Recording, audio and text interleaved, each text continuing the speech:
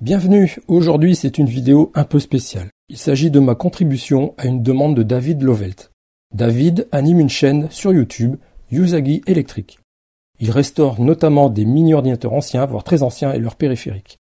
Ces machines ont un poids conséquent et occupent un volume très important. David a voulu afficher Hello World sur le terminal de son mini-ordinateur Centurion.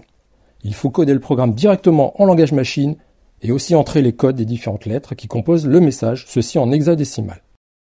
Lors de cette étape de codage, David est passé directement du O de Hello au O de World. Cette distraction fait qu'il manque des lettres. À l'exécution, le programme a donc affiché le mot Hello. C'était à la fois drôle et inattendu. Depuis, ce nouveau mot est passé dans son vocabulaire. Dans une de ses vidéos, il demande à ses spectateurs de reproduire ce mot sur d'autres systèmes, anciens, uniques ou même faits maison. Hélas, je n'ai pas ce genre de système. Néanmoins, j'ai une machine programmable en hexadécimal et je vais l'utiliser pour refaire ce fameux Hello. J'ai fait il y a peu une vidéo d'initiation à la programmation de cette machine. Si vous voulez en savoir plus, je vous invite à la visionner. J'ai placé le lien dans la description ci-dessous. Je vais utiliser cette console de jeu Videopack de Philips, sortie en Europe en 1980. Cette console est connue outre-Atlantique sous le nom de Odyssey 2, conçue par Magnavox en 1978. Parmi toutes les cartouches de jeux de la console, il en existe une qui permet de la programmer en hexadécimal. C'est la cartouche numéro 9. La console est démarrée avec la cartouche numéro 9. Je la passe en mode saisie de programme.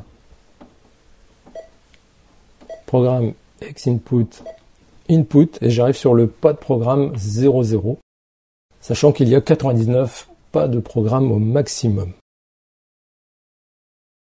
On va commencer le programme par un goto parce que je veux aller plus loin que la position actuelle afin de passer au-dessus des datas que je vais placer et ces datas seront les lettres du mot que je veux afficher.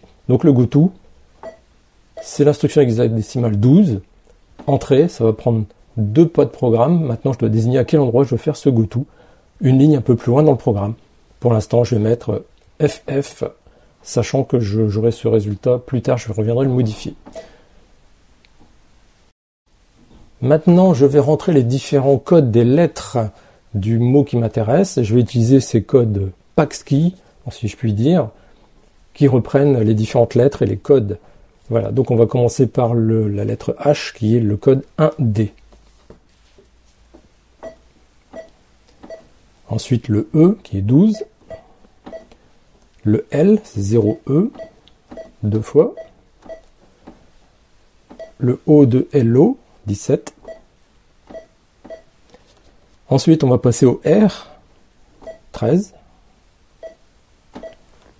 0E pour un L à nouveau, un A pour le D, et je vais terminer par un point, 27, voilà, et je vais terminer le mot, la suite de data par un drapeau 00, c'est moi qui décide, je décide de finir ma chaîne par la valeur 00. Voilà, on est arrivé au pas numéro 12, et c'est de là que le programme va démarrer. Donc ce que je vais faire, je vais retourner éditer la toute première ligne, mon goto, et je vais dire d'aller en goto 12.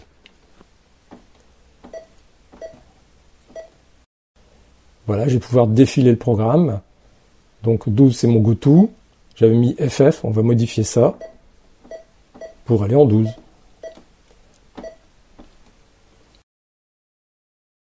Donc maintenant je vais devoir aller à la position 12 pour écrire le programme.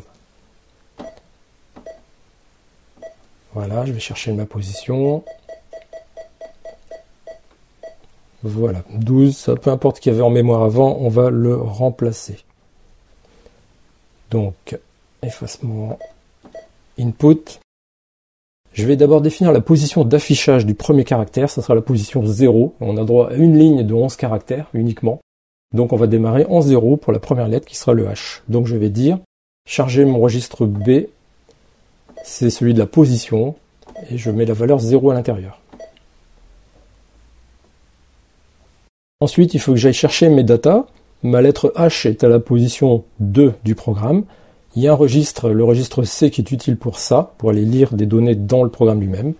Donc je vais charger le registre C avec la position 0,2 et on va démarrer sur la lettre H. L'instruction suivante sera 0,9. Cette instruction va charger l'accumulateur avec la valeur du pas de programme qui est situé dans le registre C. Donc on va retrouver dans l'accumulateur cette fois-ci la valeur H. C'était la valeur 1D que j'ai saisie au pas de programme numéro 2. Donc maintenant que c'est dans l'accumulateur, je vais demander, vérifier déjà si on n'est pas arrivé à la fin de la chaîne qu'on doit saisir. Donc j'ai mis un 0,0. Si j'ai la valeur 0 dans l'accumulateur, il faut que je quitte le programme. On a fini d'afficher le mot. Donc je vais faire cette fois-ci un goto avec un test. Et si ce test c'est 13, si A égale à 0, où est-ce que je vais? Je vais aller à une valeur de fin de programme. Je ne la connais pas maintenant, je vais mettre FF pour l'instant, je reviendrai la modifier. Qu'est-ce que je fais si je ne suis pas sur la dernière valeur affichée, qui est un caractère 0? Eh bien tout simplement, je vais afficher l'accumulateur à l'écran. Ça c'est la commande 0B. Donc le H s'est affiché en première position.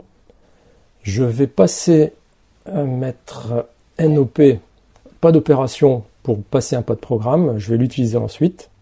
Entrée. Et je continue cette fois-ci. Je vais passer au caractère suivant, donc je vais pouvoir boucler dans mon programme. 12, c'est un goto à nouveau. Et goto, je vais aller en position 16 qui fait sortir l'accumulateur à l'écran. Donc 16. 23, ce sera le dernier pas de programme. Pour qu'on ait le temps de lire ce qui est affiché à l'écran, on va arrêter le programme. Je vais attendre une entrée clavier. Donc tout simplement, l'entrée clavier, c'est 0,4. Voilà, le programme est terminé. Il me reste à mettre mon goto pour aller à la fin. On avait vu à la position 18. J'avais mis FF. On va le retrouver.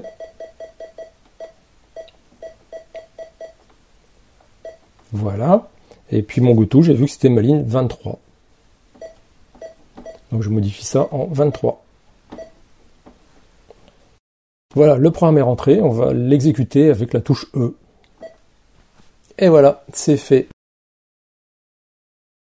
On va passer un pas de programme, on va l'utiliser pour mettre un petit bruit, et ça va cadencer l'apparition des lettres. Ce bruit dure un quart de seconde, c'est un petit bip, on va le placer tout de suite dans le programme.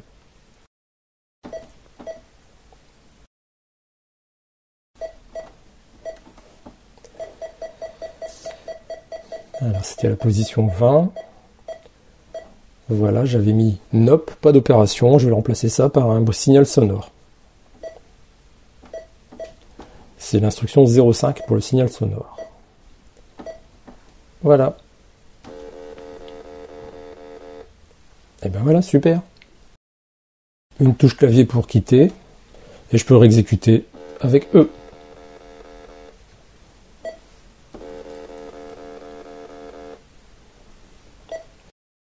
Eh bien, le contrat est rempli et l'ordre est désormais disponible sur cette console de jeu. Je place le code du programme dans la description ci-dessous. Merci d'avoir regardé cette vidéo et comme d'habitude, n'hésitez pas à vous abonner pour ne pas manquer les sujets à venir.